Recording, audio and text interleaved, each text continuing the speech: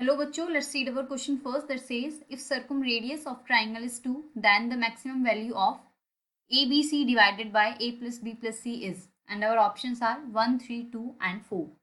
So सबसे पहले हम इस क्वेश्चन की कॉन्सेप्ट का की कॉन्सेप्ट देखते हैं. The key concept for this question is कि अगर हमारे पास में कोई सपोज सर्किल है, ये सर्किल बना हुआ है एंड इसके अंदर एक ट्राइंगल बना हुआ है. This is our triangle and ये ट्राइंगल है हमारा suppose A B and C and suppose इस ट्राइंगल के अंदर एक और सर्किल बना हुआ है एंड ये जो बड़ा वाला सर्किल है उसकी रेडियस है हमारी आर. मैं पेन चेंज कर देती हूँ.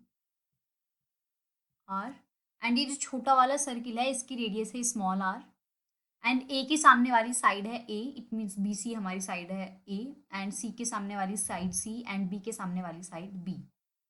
तो ये जो हमारा ट्राइंगल है इसका जो एरिया होता है, the area of this triangle is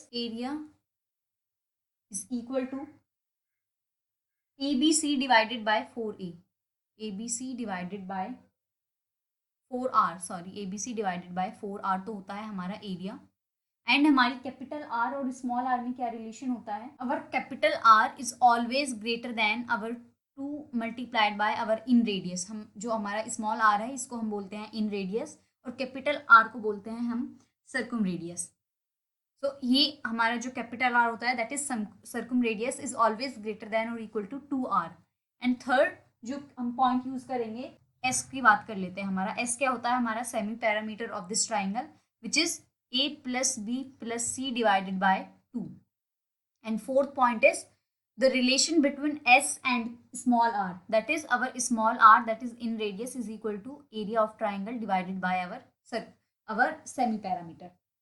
So in 4 points को यूज करते हुए हम अपने इस क्वेश्चन को सॉल्व करेंगे. So let's see हमारे क्वेश्चन में क्या गिवन है. ABC, this is ABC divided by a plus b plus c, a plus B plus C. हमको इसकी वैल्यू फाइंड करनी है एंड हमें सर्कुम रेडियस क्या गिवन है, आर की वैल्यू हमें 2 क्या है गिवन है. इसको हम आगे यूज करेंगे. तो सिंस देखो हमारा सेमी पैरामीटर क्या था, S is equal to A plus B plus C divided by 2. तो मैं A plus B plus C की जगह 2s लिख सकती हूँ. This implies A B C divided by 2s.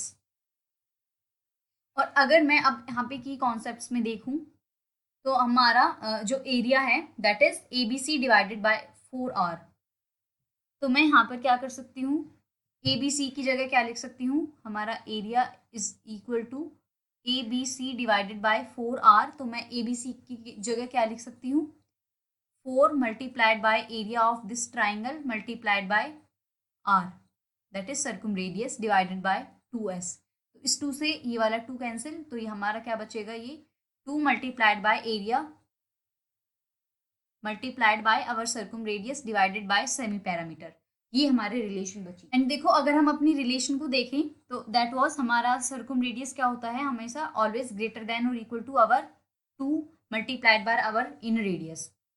और अगर मैं इन दोनों साइड में आर की मल्टीप्लाई करूं तो ये बनेगा हमारा R square is greater than और equal to 2 R multiplied by R. और अगर मैं ये जो है हमारा 2 multiplied by area multiplied by R divided by semiperimeter, इसको अगर मैं इस 2R की फॉर्म में लिखना चाहूँ तो वो मैं कैसे लिख सकती हूँ, 2 को मैं एज इट इज लिखूंगी and area multiplied by R divided by S.